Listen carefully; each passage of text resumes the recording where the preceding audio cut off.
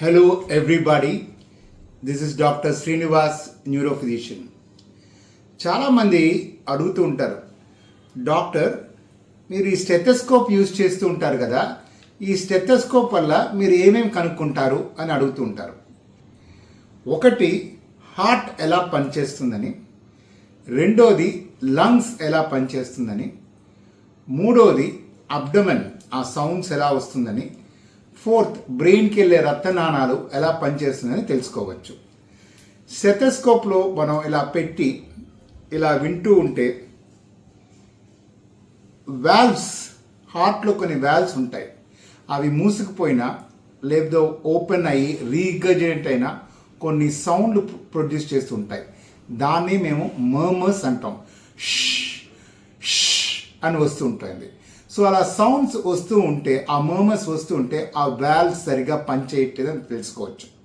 రెండోది, ఇలా పెట్టుకొని మనం హార్ట్లో వింటూ ఉంటే, ఈ లంగ్స్ పక్క కింద అంతా వింటూ ఉంటే పాప్కార్న్ సౌండ్స్ పేలుతున్నట్టు ఒకసారి సౌండ్స్ వస్తుంటుంది. దాన్ని క్రెపిటేషన్స్ అంటాం. అలా ఉంటే ఈ హార్ట్ సరిగా పనిచేయకుండా నీరు చేరిపోయింది అని అర్థం. సో ఈ హార్ట్లో వాల్వ్స్ ఎలా పనిచేస్తుందో తెలుస్తుంది, హార్ట్ ఫెయిలియర్ అయిందా లేదా తెలుస్తుంది.